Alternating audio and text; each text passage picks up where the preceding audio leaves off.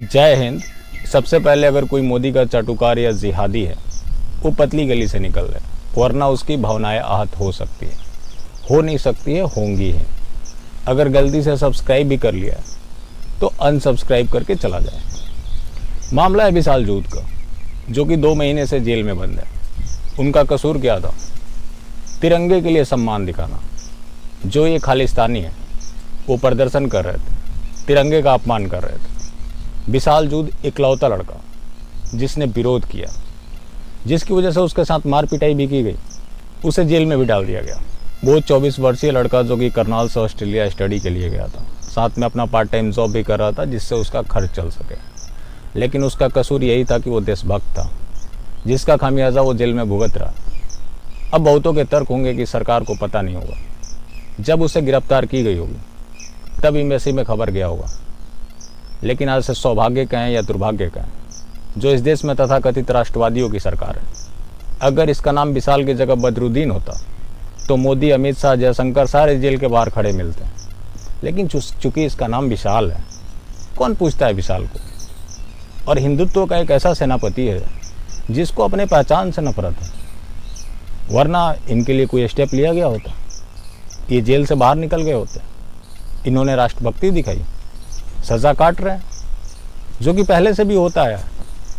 एक घटना आपको याद होगा, एक जिहादन जो कि पाकिस्तान चली गई थी, जो किसी से वो प्रेम कर बैठी थी। और आप जानते हैं कि जिहादियों के लिए 2 जन्नत है। एक जन्नत तो जन्नत है ही, दूसरा है पाकिस्तान, जिसको देखने चली गई। वहाँ वो प्रताड़ित होने लगी एम्बेसी में, उसने खबर दिया, पूरी सरकार एक्टिव हो गई। उस समय सुषमा स्वराज जी जीवित थी और उन्होंने ना सिर्फ उसकी रिहाई कराई, बल्कि उसके घर वालों को मिलाकर उससे गले मिल रही थी, उसे देश की बेटी बता रही थी, जबकि वो एक प्रेम प्रसंग में गई थी। एक बच्चा जिसने देशभक्ति के लिए जेल जाना पसंद किया, ये परवाह नहीं किया कि वहाँ पे कितने खालिस्तानी उसके सामने हैं, उसके लिए कोई खड़ा नहीं है, होगा भी नहीं। क्योंकि राष्ट्रवादी होना ही तो अपने आप में एक गुनाह है।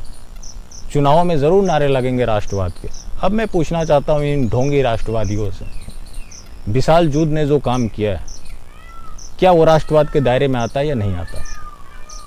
ये तो इस सरकार को बताना चाहिए, वरना 2 महीने से सरकार इंतजार नहीं कर रही होती।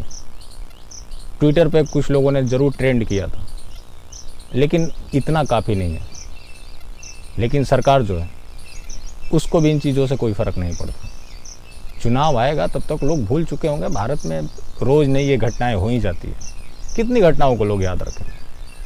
चुनाव आएगा, एक नया फ्लेवर दिया जाएगा, नया कोई जुमला तराशा जाएगा, उस जुमले के आधार पे वोट मिल जाएंगे, फिर सत्ता बन जाएगी। यही तो खेल चलते आ रहा है।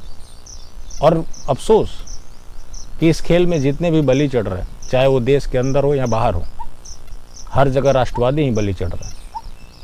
ये जो आंदोलन वहाँ पे कर रहे थे, वही आंदोलन टिकड़ी और सिंगू बॉर्डर पे भी हो रहा है। जब ये सरकार खालिस्तानियों के सामने यहाँ घुटना टेकी हुई है, तो वो तो बात ऑस्ट्रेलिया की है।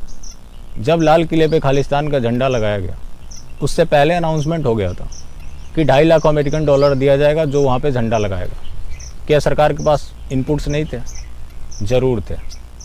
कुछ इनके समर्थक इस बात से डिफेंड कर रहे थे कि जो नरेंद्र मोदी जी हैं, वो किसानों के बड़े हितैषी हैं, उनसे बहुत प्यार करते हैं, इसीलिए वो सख्त कार्रवाई नहीं कर रहे। आज उसी का परिणाम है कि उसके बाद एक लड़की का बलात्कार हुआ और अब एक मुकेश मुदगिल नामक व्यक्ति के ऊपर भी पेट्रोल छिड़क कर जलाकर मार दिया गया। चूँकि ये सरकार किसान प्रेमी है, तो किसान प्रेमी भला खालिस्तानियों पर कार्रवाई क्या कर सकते हैं? ये तो सोचना भी अपने आप में बेईमानी हो जाता है। बात है विशाल जूद की, तो भी इसी की कीमत चुका रहे हैं। अभी पता नहीं कितने लोग चुकाएंगे। और राष्ट्रवाद अगर आपके अंदर है तो कीमत तो साफ चुकानी ही पड़ती है। बाकी फिर मिलते हैं। जय हिंद।